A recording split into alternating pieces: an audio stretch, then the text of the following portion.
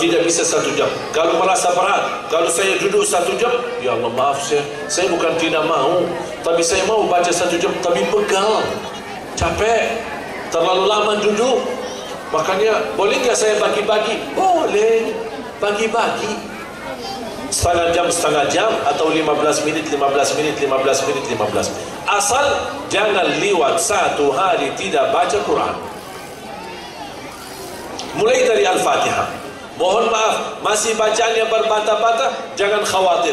Ada berita gembira dari Rasulullah SAW. Barang siapa yang membaca Al-Quran, kemudian dia berbata-bata dalam bacaannya, karena dia belum banyak belajar. Di masa dulu dia tidak banyak belajar sama guru, makanya dia masih agak hambatan, pelan-pelan, masih ulang, mundar-mandir, karena bacaannya tidak lancar.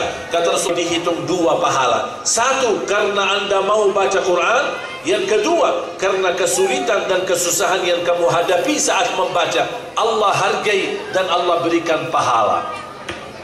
Subhanallah, semua berkah sama Al-Quran. Biarpun berbata-bata jadi pahala. Berarti tidak ada alasan lagi. Sama sekali tidak bisa ngaji, masih bisa setel, murattal. Kalau tidak bisa ngaji sama sekali, buta huruf, masa juga buta telinga. Kalau buta huruf masih bisa simak, dengar, setel CD murattal sambil kita duduk di rumah 15 menit, kita buka Al-Quran, kita ikuti murattal. Begitu selesai 15 menit, stop. Nanti kita lanjut lagi habis zuhur, nanti lanjut lagi habis asar, nanti lanjut lagi habis maghrib. Hidupkan Al-Quran dalam rumahmu, biar Allah datangkan malaikat dalam rumah kita. Kalau malaikat ada di dalam rumah kita, insya Allah sakinah, mawaddah, rahmah dan ma'mur, bahkan keturunan anak saleh dan salihah. Kenapa sering bermasalah dalam rumah kita? Karena terlalu banyak syaitan dalam rumah. Kenapa banyak syaitan? Karena jarang baca Quran di dalam rumah, makanya syaitan datang. Tapi kalau kita baca Al-Quran, Allah usir syaitan. Kalau syaitan tidak ada, siapa penggantinya? Datangnya malaikat.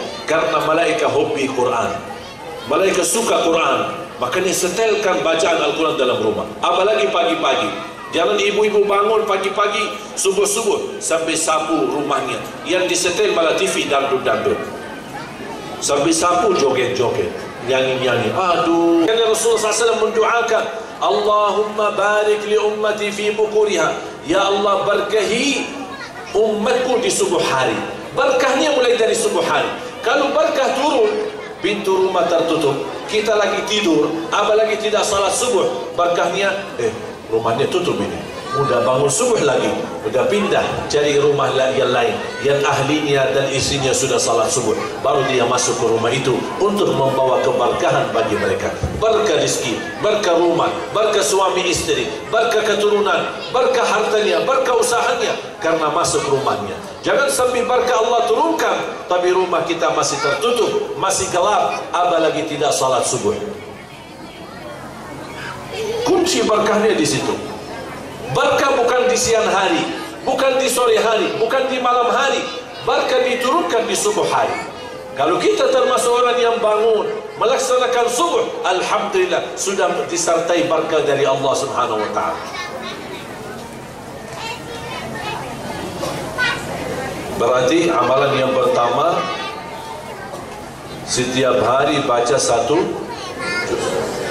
Usahakan kurang lebih 1 jam. Kalau tidak bisa 1 jam sekaligus, boleh dibagi-bagi. Dan saya nasihatkan Bapak Ibu, kalau baca Al-Quran jangan suka pindahkan halaman. Contoh, ini boleh tunjuk Quran adik? Terima kasih.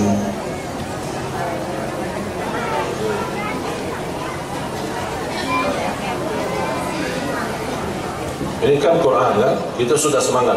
Habis ikuti ceramah, posisi iman naik, pulang ke rumah, ingin baca Quran. Bismillahirrahmanirrahim. Alif Lam Mim. Dzalikal kitabu la raiba fihi hudan lil muttaqin alladzina yu'minuna bil ghaibi wa yuqimuna as-salata wa mimma razaqnahum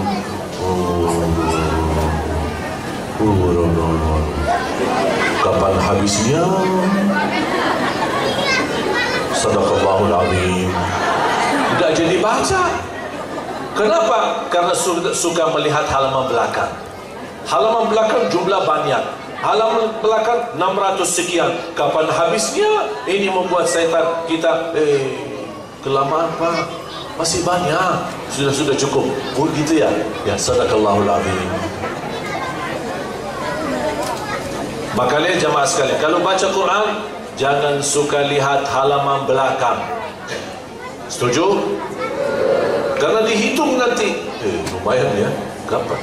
Sejauh apapun, kalau kita berlangkah pasti akan sampai. Jarak jauh nih, ini ada perjalanan jauh, tapi kita berlangkah satu-satu, sampai enggak? Sampai. Dan sedekat apapun, kalau tidak berlangkah tidak bakal sampai. Walaupun dekat, tapi diam di tempat, tidak bergerak, tidak bakal sampai. Sama juga Al-Quran. Kalau tidak berlangkah, tidak baca satu halaman demi satu halaman, tidak bakal selesai. Tapi kalau anda baca dan suka lihat, kapan habisnya? Ya Allah, maaf saya ada waktu, ya Allah, maaf saya sibuk, nanti aja deh. Menunggu nanti tidak muncul nanti itu. Menunggu nanti tidak datang nanti itu, karena sudah kesibukan lain. Tergoda dengan urusan anak, urusan istri, urusan suami, urusan rumah tangga, urusan makan, urusan sayuran, urusan masak. Syaitan membuat kita sibuk. Akhirnya habis waktu, baru kita mau belum tidur, berbaring, ya Allah, tidak sempat baca. Tapi insya Allah besok, insya Allah. Pas ketemu besok, gimana Bu? Insya Allah. Terus kapan? Insya Allah. Mulainya? Insya Allah. Itu aja jawaban. Tapi jamaah sekalian, kalau anda komitmen sungguh-sungguh, faida azamta fatawakkal ala Allah. Azam, niat dan tawakal. Insya Allah Bapak Ibu, kalau anda mengikuti apa yang saya sampaikan tadi, walaupun hanya sedikit, insya Allah akan terus sampai khatam. Apalagi saat khatam Al-Quran, Masya Allah. Saya belajar sahabat Rasul, kalau ada seorang di masjid baca Quran, ketika sudah mau mendekati khatam, mereka datang ke masjid. Kenapa? Mereka mau bersama-sama supaya dapat berkahnya khataman Al-Quran. Anas ibnu Malik, seorang sahabat yang 10 tahun menjadi pembantu Nabi Muhammad SAW. Beliau berkata, setiap saya mau khatam Al-Quran, saya baca sendiri. Kalau ketika mau khatam Al-Quran, saya kumpulkan anak dan cucu, istri di rumah. Kenapa saya kumpulkan? Supaya saya khatamkan Al-Quran di depan mereka. Karena di saat khataman Al-Quran, Allah turunkan rahmat dan barakah. Saya ingin anak dan keluargaku mendapatkan rahmat dan barakahnya. Jadi jaga, ikuti khataman Al-Quran. Kalau Bapak Ibu mendengar ada di masjid ini, atau musalla sini, atau musalla sana, ada acara khataman Al-Quran, ikuti, datangi. Kenapa? Karena di saat khataman Al-Quran Allah turunkan rahmat dan barakah. Barangkali kita termasuk orang yang meraih keberkahan itu.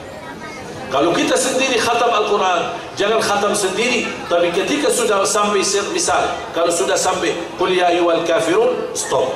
Sudah baca kan dari Al-Fatihah terus 1 bulan. Begitu mau sampai Qul ya ayyuhal kafirun, stop. Duduk di rumah, datangkan istri, anak-anak sini, semua sini. Ayo, mereka duduk, baca Qul ya ayyuhal kafirun la a'budu ma ta'budun wala. Terus sampai minal jinnati wan nas, kan khatam. Doa semampunya. Kalau tidak hafal doa khatam, kan ada setiap Quran biasanya di belakang ada doa khatam.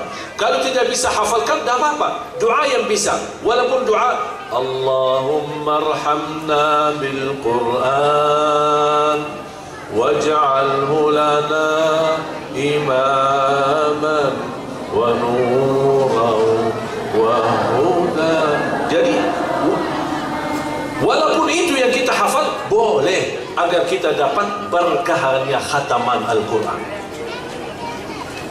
Bapak Ibu, jangan rugi berkah. Wallahi berkah itu manfaatnya luar biasa.